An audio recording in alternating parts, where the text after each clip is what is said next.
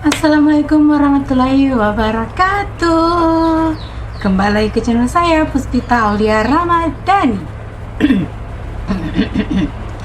Hari ini saya akan menceritakan profil saya atau kehidupan saya yang namanya juga tak kenal maka tak sayang. Makanya ikuti selanjutnya ya. Tapi jangan lupa like, komen, dan subscribe, dan tekan tombol loncengnya. Kemudian share ke sosial media kalian. Oke.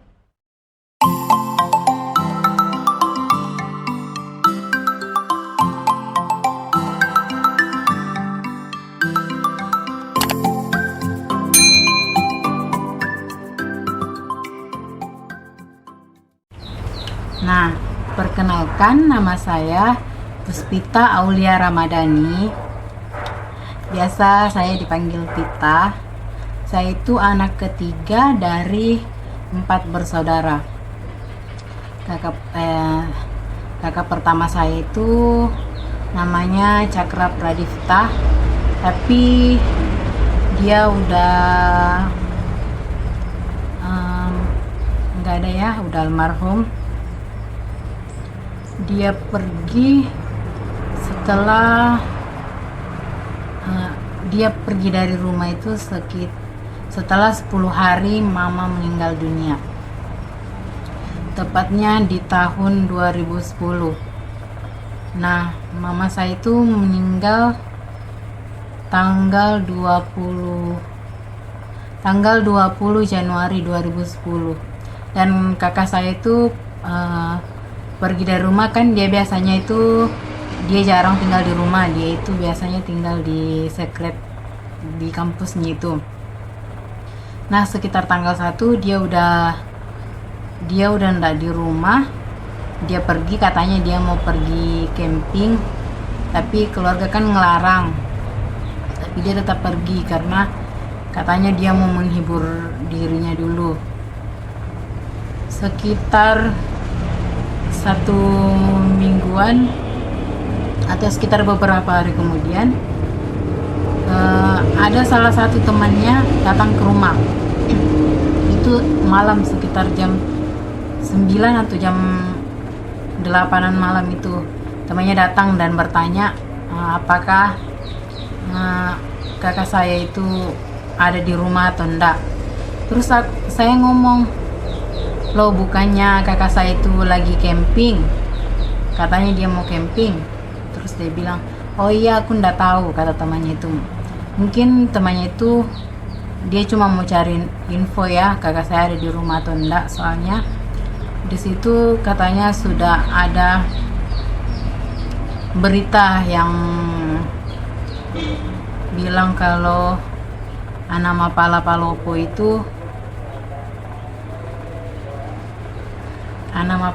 itu menghilang di Gunung Kambuno, tepatnya di daerah wilayah Utara.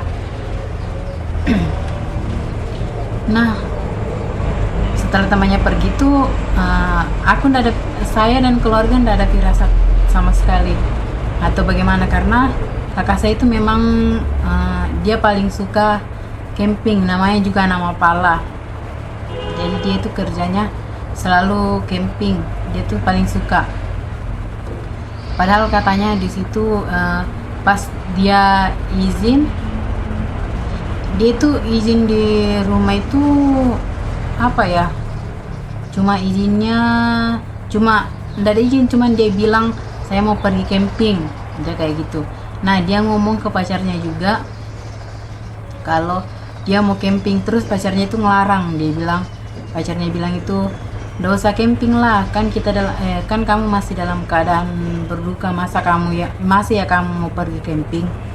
Terus katanya, nggak apa-apa, saya cuma mau menghibur diri daripada saya di rumah teringat mama terus ya. Jadi pacarnya ya izinkan. Nah, kemudian setelah kita kembali ke pas malam yang temannya berkunjung ke rumah itu ya. Nah, setelah temannya itu datang, bapak itu kan biasanya nonton berita ya, nonton berita di salah satu stasiun TV. Terus di bawah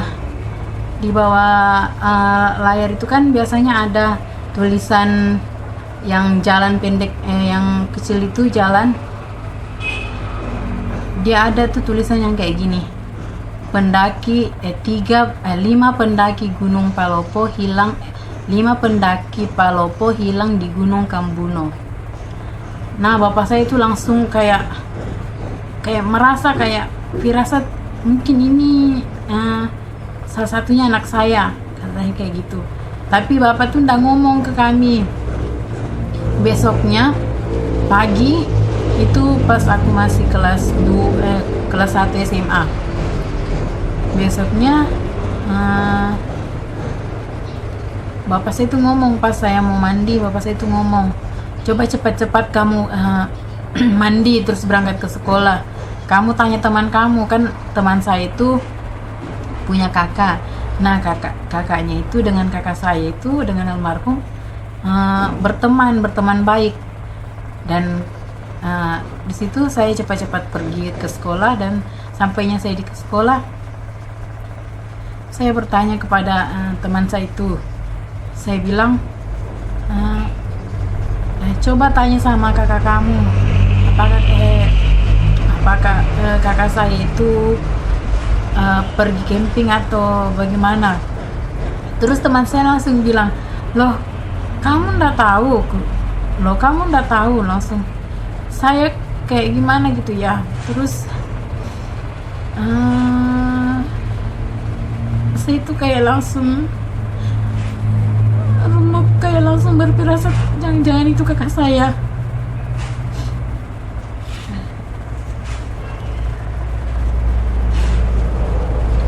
Terus dia menceritakanlah semuanya, ceritanya kayak apa. Sampai aku di rumah, aku tanya sama bapak, saya tanya sama bapak, memang itu kakak yang hilang. Nah, aku juga baru tahu kalau teman kelas saya itu, ada satu teman kelas saya lagi ya, itu kakaknya ikut dengan kakak saya camping. Mereka tuh berlima, dan itu tuh di situ mulai bapak saya kayak langsung down. Bapak saya itu ibaratnya seluruh keluarga saya itu bergerak untuk, maaf ya, seluruh keluarga saya itu bergerak untuk mencari kakak saya di gunung itu. Bapak saya itu sering betul bolak-balik dari daerah itu, dari tempat saya ke daerah itu bersama om saya naik motor. Perjalanan ke gunung itu sangat sangat ekstrim. Itu tuh mobil nggak bisa lewat, cuman motor, itu pun jalannya itu sangat kecil, baru jurang, jalannya itu pokoknya jelek, sangat ekstrim pokoknya jalannya itu. Nah, berbulan, hari ke hari, minggu, bahkan bulan. Bayangkan kakak saya itu perginya tanggal 1 bulan 2 tahun 2010, dan ketemunya itu bulan 10. Bayangkan 8 bulan kakak saya itu menghilang. Kakak saya itu menghilang, padahal orang tuh mencari di gunung itu banyak betul. Tim SAR semua dari kepolisian mencari, bahkan warga sekitar dan teman-teman Mapala lainnya, teman-teman kampusnya, semua mencari informasi.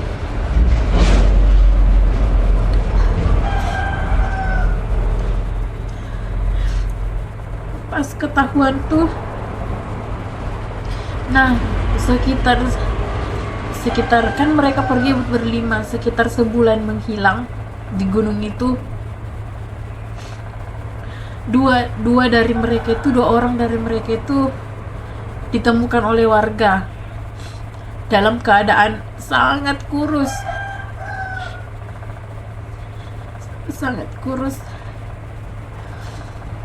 Mereka tuh loyo sampai dijemput di bandara, sampai mereka itu diwawancarai, kok bisa berpisah, kok bisa mereka ndak sama-sama berlima, padahal mereka pergi itu berlima, kenapa pulangnya cuma berdua?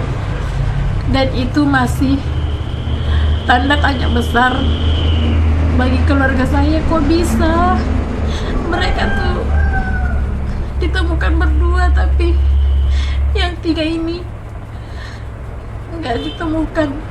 Dan yang tiga orang ini termasuk kakak saya itu semuanya itu anak pertama. Banyak isu yang tidak menyenangkan. Salah satunya itu ada salah satu orang tuh ngomong, bahkan banyak orang, kok bisa kayak gitu, kok cuman mereka berdua aja, kok semua yang menghilang ini anak pertama semua, jangan-jangan mereka jadi tumbal bos. Segala macam omongan orang itu masuk di telinga kami tuh sebagai keluarga yang kehilangan itu, kami sangat dibilang kecewa, marah, sangat sedih kenapa kakak saya itu tidak ditemukan. Nah, pas bulan 10 itu, mungkin pertengahan bulan, aku nggak tahu persis tanggal berapa, dia ditemukan. Mereka tuh ditemukan oleh salah satu warga yang sering ke gunung itu untuk mencari ikan. Kan di gunung itu ada sungai ya, untuk mencari ikan. Nah, yang pertama kali ditemukan itu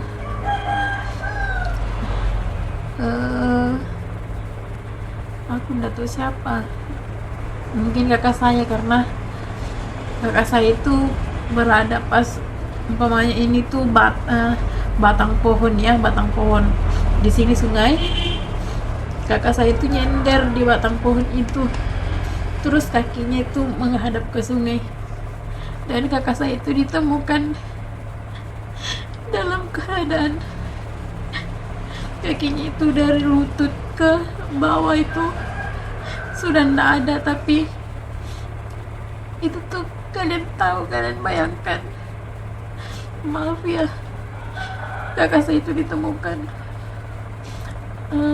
hanya tinggal tengkoraknya saja, dan celananya itu masih menempel, bahkan jaketnya, bajunya itu masih menempel di badannya itu. Tapi kakak saya itu tinggal tulang, tapi itu masih merah ya, tulangnya itu masih ada kayak merah gitu. Dan temannya itu tuh dua batang kakak saya menghadap ke sungai, yang satunya itu menghadap, pokoknya mereka itu saling belakangan. Yang di belakang kakak saya itu namanya siapa? Aku lupa namanya. Itu bukan kakak teman saya ya, yang satu kelas itu bukan. Namanya itu Jumadil. Namanya itu Kak Jumadil. Kak Jumadil itu orangnya sangat baik. Bahkan waktu mama saya meninggal itu, dia selalu nemani kakak saya di rumah, selalu menghibur kakak saya, selalu datang ke rumah. Baik pokoknya orangnya. Nah, yang satunya itu yang kakak teman saya itu namanya Ansar ya. Ansar. Dia itu ditemukan sekitar beberapa meter dari tempat ditemukannya kakak saya itu. Dan Ansar itu sudah kayak tulangnya tuh separuh kayak tertimbun tanah. Makanya orang bilang mungkin Ansar ini yang duluan mati ya, meninggal. Dan yang terakhir, katanya menurut dari dokter pas saat di visum,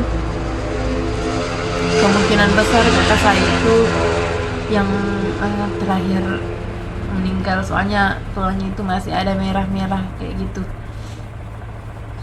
Nah, setelah pengurusan, pas kami tahu kami ditemukan, itu senang. Bapak saya itu senang, soalnya pas bulan 9 itu pas hari ulang tahun kakak saya, kami mengadakan doa bersama bersama teman-temannya di rumah untuk mendoakan supaya kakak saya itu cepat ditemukan, baik dalam keadaan masih hidup. Alhamdulillah kalau kakak saya itu masih bisa ditemukan dalam keadaan hidup. Kalaupun sudah tidak ada, kami berdoa saat itu, kami menginginkan jasad kakak saya itu ditemukan supaya bisa dimakamkan dengan layak. Nah, saat itu terutama hati saya sangat hancur. Kakak yang paling dekat dengan saya, walaupun kakak saya itu cowok, tapi dia itu sangat penyayang. Dia itu sangat sayang sama adik-adiknya, sangat perhatian. Saya ingat betul pas mama saya sakit. Mama saya kan itu sakit cancer ya, sakit kanker payudara. Mama saya itu dirujuk ke Makassar, salah satu rumah sakit di sana itu, dan kami nginep di tempat saudara tante saya, saudara dari istri om saya, adik mama saya. Di situ pas mama saya sakit, kakak saya itu sangat perhatian, sampai dia rela hendak kuliah untuk menemani mama saya di Makassar, untuk merawat mama saya. Bahkan waktu saya pulang dari Makassar itu untuk sekolah lagi, kakak saya kata mama saya, kalau nelpon kamu di sini, sangat perhatian. Dia yang cuci pakaian mama saya, dia pokoknya perhatian betul sama mama saya. Bahkan waktu mama saya meninggal, kakak saya yang melihat pertama kali itu tepatnya jam 6 pagi. Itu kan waktu jadwal mama saya untuk minum obat di rumah sakit. Nah, yang jaga itu bapak saya sama kakak saya yang itu, Cakra. Nah, pas kakak saya bangunkan mama saya itu, mama saya udah gak bernyawa lagi. Mama saya itu meninggal saat tidur. Kakak saya itu langsung berteriak sambil manggil bapak saya, sambil memanggil suster di rumah sakit itu. Kakak saya itu orangnya sangat baik, paling dekat dengan saya. Apa-apa tuh selalu diceritakan ke saya. Masalah dia dekat dengan siapa, dia dekat sama cewek namanya siapa, saya itu tahu semuanya. Ceweknya siapa, dia kenal sama cewek siapa, teman-temannya. Bahkan kalau dia ada apa-apa itu nanya ke saya. Dia juga sering bantu saya mengerjakan tugas sekolah. Dia itu memang sangat jarang di rumah ya, tapi saat di rumah itu perhatian ke adik-adiknya itu sangat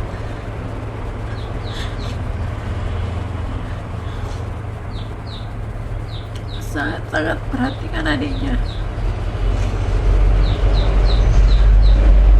Mungkin kakak saya itu memang orang yang baik, makanya Allah sayang sama dia, makanya Allah ingin cepat mengambil dia.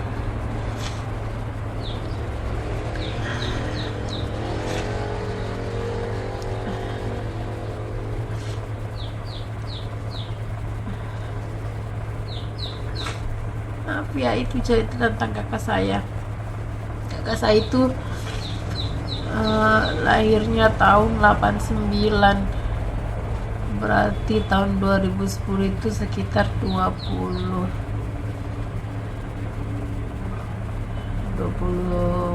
berapa ya, 20 lebih lah, 21 tahun dia itu menghilang dan meninggal.